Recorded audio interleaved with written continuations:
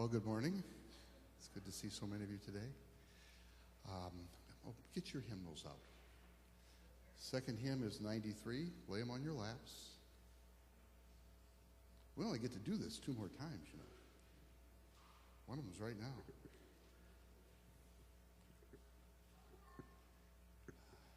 So I have, while you're doing that, I have 2 items for you that, on the face of it, are going to look as if they are completely unrelated, but it is my contention that they are deeply related. The first item is in the news this week. Florida, high school. The shooter is 19 years old. A fellow by the name of Nicholas Cruz. By the way, the Spanish word for cruz is cross. Spanish cruz, English cross, okay? Nicholas Cruz walks into the 9th grade building and 17 people are dead. And now we have exactly what you would expect. Everyone is scrambling for answers. You're going to have investigations, right? And the investigations are going to turn up that someone dropped the ball. They're already there. And then someone will probably lose their job over it. And they're going to tighten up procedures so that they can pick these people out ahead of time and do so much more efficiently and stop them. There's going to be all kinds of interesting conversations going on in Washington, and I'm not even going to go into those woods. You've heard them, you know them. Some are on this side, some are on that side. And in the end, I will tell you that all this stuff that you're going to get, all the explanations, he should have been in a mental institution, this, that, and the other stuff, it won't change a thing.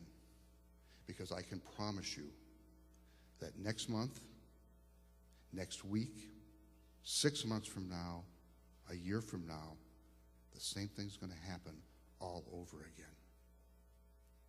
And you know it as well as I do. Why? Because it's not about laws, and it's not about procedures, and it's not about somebody dropped the ball. It's about the human heart. And the way someone who is 19 years old has been so mistreated by the world or ignored by the world, like he's transparent, that it came for him to this. This is a change of heart that has to happen. And I'm bringing this to you here today because I believe with all my heart that this is the one place in all the world where it can and does happen. Let's sing.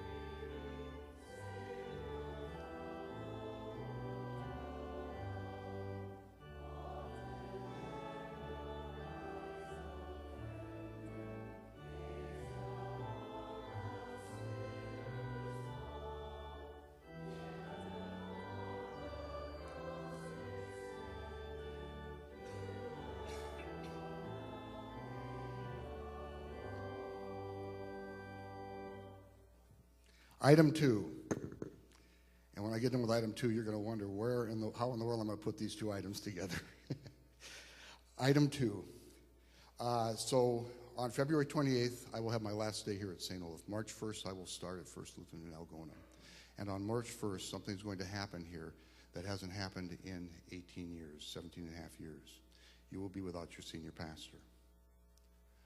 But I got to looking at the history of this. 17 and a half years ago, you knew who your senior pastor was going to be before Al left. In fact, you had 2 weeks without a senior pastor. Al left. 2 weeks later, I walked in the door. You knew who was coming. It was like senior pastor went on a 2-week vacation. Okay?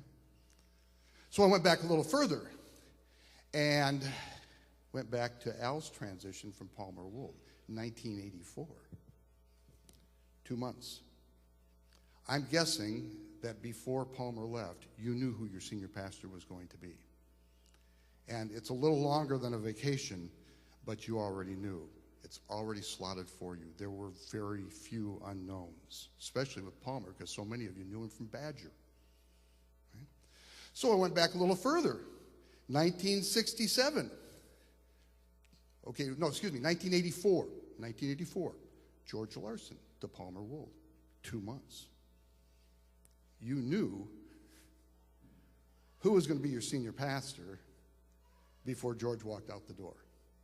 You have to go back to 1967 to find anything more than a 2-month spread, and it was only 5 or 6 in 1967, which means that you guys have not been without a senior pastor. You guys have always had a senior pastor in place since 1967. All right? And this is nothing against John, by the way, Pastor John. He's going to continue to be here for a few months. But, you know, the thing about the senior pastor is when something good happens, the senior pastor gets the credit. When something bad happens, the senior pastor gets the blame, right? And if something that you think should happen doesn't happen, who do you talk to? Me, right? Or whoever it is that has my job. And so all of a sudden that's gone and it creates a vacuum. And I'm going to tell you that I have seen this in other congregations. In fact, one of the congregations I served, which I left in really good shape, a couple months after I left, a couple months after these congregations had vacancies, they tore themselves apart. Because all of a sudden, without that anchor, and it's a horrible place to put an anchor. Jesus is a much better place to put anchors rather than pastors, because we come and go, and we mess things up all the time. Better to use Jesus as the anchor. But without that physical anchor, that person holding that job, all of a sudden, everything's up for grabs. And I can tell you from experience from that previous congregation and from what I've seen in other congregations, that sometimes the lid gets blown off the place when there is that vacancy. And I do not want that to happen here. So, I have something to read to you. This is not a wedding lesson, like everyone thinks. If I speak in the tongues of mortals and of angels, but do not have love, I am only a resounding gong or a clanging cymbal. If I have the gift of prophecy and can fathom all mysteries and all knowledge, and if I have faith that can move mountains but do not have love, I am nothing. If I give all I possess to the poor and give over my body to hardship that I may boast but have not love, I gain nothing. Listen, love is patient. Love is kind. Love does not envy. It does not boast. It is not proud. It does not dishonor others. It is not self-seeking. It is not easily angered. It keeps no records of wrong. Love does not delight in evil, but rejoices with the truth. It always protects the other. It always trusts the other. It always hopes for the best for the other. It always perseveres. Love never fails. But remember, where there are prophecies, they will cease. Where there are tongues, they will be stilled. Where there was knowledge, it will pass away. Because we know only in part and we prophesy only in part. But when completeness comes, what is in part disappears. When I was a child, I talked like a child, thought like a child, I reasoned like a child. When I became a man, I put away the ways of childhood, put them behind me. Because you see, we only see a reflection in the mirror now, but someday we will see face to face. I know only in part now. Someday I will know fully, even as I am fully known. Now these three remain: faith, hope, and love. And the greatest of them is love.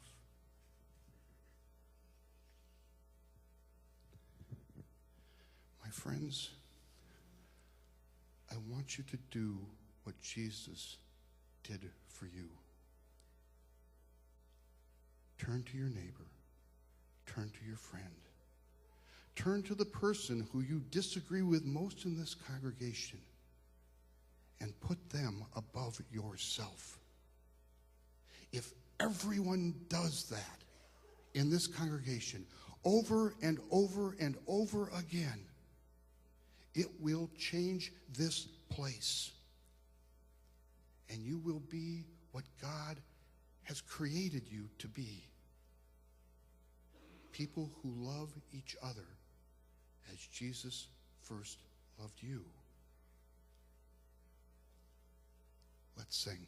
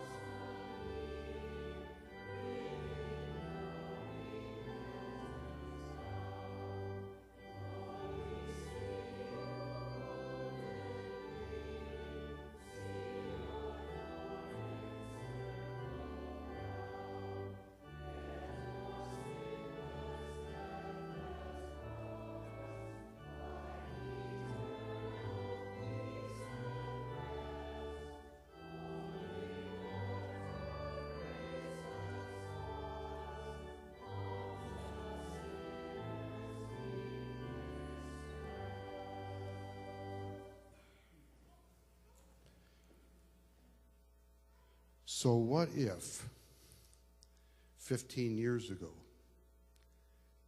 Nicholas Cruz would have been brought to a church, and he walked in that place and he found a congregation that cared for each other more than each individual cared for themselves? The greatest of these is love. And what if 15 years ago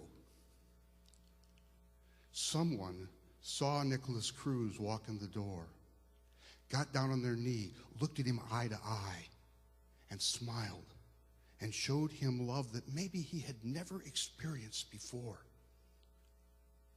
And what if 15 years ago that person kept that connection with a child that he or she saw was troubled, and kept loving them through all of their problems? And what if 15 years ago Nicholas Cruz stayed in that church and grew up in that environment and watched people care about each other the way Christ cared about them?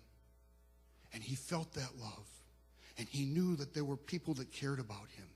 And he felt like he was special and had a purpose in this life. He was, as I told those children, he was the king of that congregation every time he walked in. What if? My friends, on Sunday morning and on Wednesday night, we have anywhere from 50 to 100 Nicholas Cruzes walking through the door. They're 4 years old. They're 5 years old. And you have a chance to change who they are. make a difference in their lives. What you do here with each other as you come into this interim matters. And what you do when you turn to that child and you get on your knee and you look them in the eye and you love them the way Jesus loved you makes a difference. Do not forget that.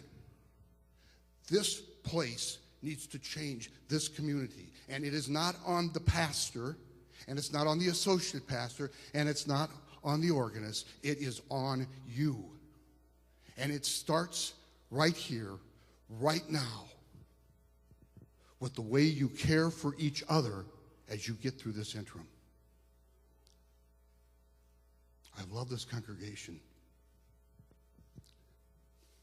I needed to say this today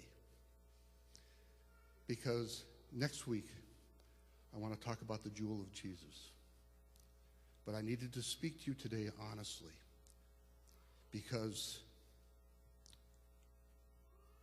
there is a mission here that you cannot miss because you get stuck in yourselves.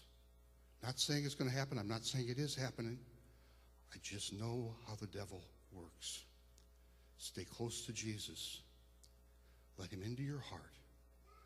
And then let that love pour through you to each and every person you encounter. Amen.